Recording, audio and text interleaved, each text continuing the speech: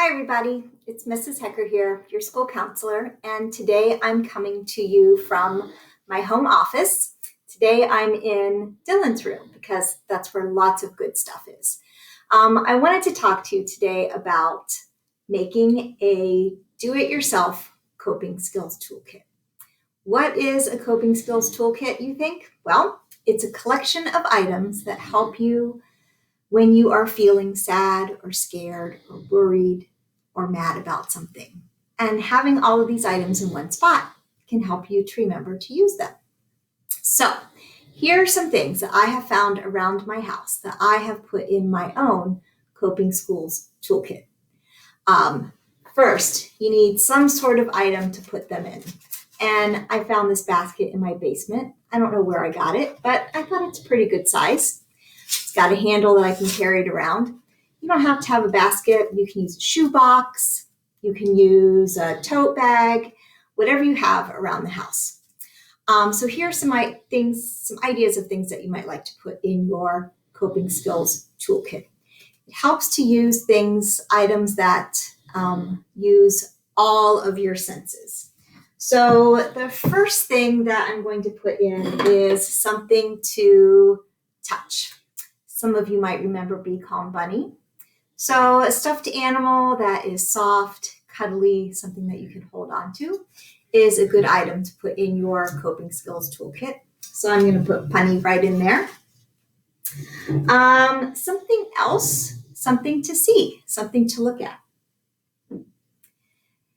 This is a glitter jar that I got from my good fourth grade friend, Nev. She made it for me and I kept it on my desk at school. And I knew I wanted to bring it home. So I'm really glad I have this in my house to put in my coping skills toolkit right here. If you don't have a glitter jar, something else that I found, look at this, a snow globe. Does the same thing. I found it in Dylan's room. So I'm going to put that in my coping skills toolkit as well. Sometimes having something to taste can take your mind off of how you're feeling. Left from the Easter Bunny, Sour Patch. I'm also going to put in some tea, some herbal tea. This is orange and cinnamon spice. I'm going to have to take that to my kitchen to make it, but if it's in my coping skills toolkit, I know where it is going to be.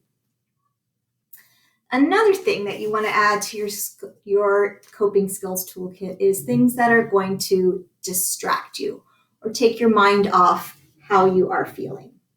So I have my good old fidget spinner collection. I could do this for a while. Can you do that? I'm going to put that in there.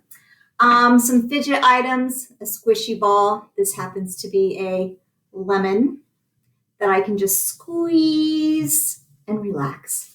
I'm going to put that right in there. A book to read. This is from that good old I Survive series. Sometimes reading about other people going through hard times can help make you feel better too. I'm going to put that one in there. And maybe also something funny. So a book of cartoons. Quit school. You want to end up like your father, a career lab rat? Don't do that. Okay, so I'm going to put a funny book in my coping skills toolkit. And if you're doing some puzzles, I have a puzzle on my dining room table. We are all working on it. We find ourselves down in the dining room at different times during the day, putting together the puzzle. We're on puzzle number 4 at our house. So that doesn't fit in my kit. It's just going to stay out on my dining room table. Something to smell. This happens to be some Antibacterial Hand Gel, but it also smells really, really good. So I can just put a couple of drops on. And look, clean hands. and it smells like the ocean. It's a win-win. Something else that you might want to put in, something that kind of grounds you or helps you settle right in the moment. This is a rock that I painted a while ago. You see that? All those little dots. And it fits right in my hand. I can just hold it, feel that weight. It feels kind of cool in my hands. Focus on how it feels. Help myself settle down. That's going to fit in my coping skills toolkit. Some other things that you might want to add, have nearby, good old Game Boy. And my favorite, Mario Kart. That can go in there. Put that in there. Something else, be aware of how you're feeling.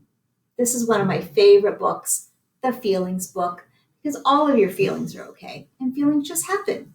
They just come in, we feel them, and we let them go. So I'm going to put those in there. And the last thing I'm going to put in my coping skills toolbox is a journal. Because writing down how I'm feeling can help me understand what's going on.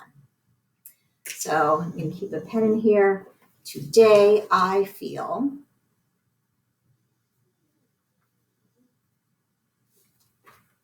There. I am ready to fill that in today.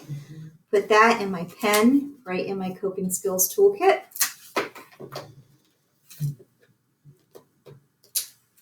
Let's see, what else? So I think I have a pretty good kit here to help me when I'm feeling sad or scared or worried, or maybe even a little bit bored. But you don't even have to have the coping skills toolkit to help you with those feelings, because you have something inside you all the time, and that is your breath. You can use your breath to help you calm down. So let's hold our imaginary breathing ball. We're going to take 5 slow breaths. Here we go. Breathe in. Breathe out.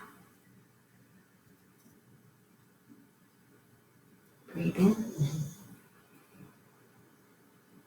Breathe out. Breathe in. Breathe out. Breathe in. Breathe out. Remember to breathe. You always have it with you. And one more thing. Sometimes when we have really strong feelings, talking to a grown-up can help make us feel better. So think about somebody that in your house that you can talk to, a grown-up relative that you can text or call. Remember that you can always reach out to me, even though we're not together at school. I am here for you to talk to you on the phone, or we can meet doing a video chat, or we can email back and forth. Just let a grown-up know to reach out to me. Hope you are having a great day. Hang in there. We are in this together. I'm thinking about all of you. I know that you are doing the very, very best that you can. I can't wait to see you. Bye, everybody. Oh, one more thing. In case you heard some snoring, it wasn't me. It was him. Bye, everybody.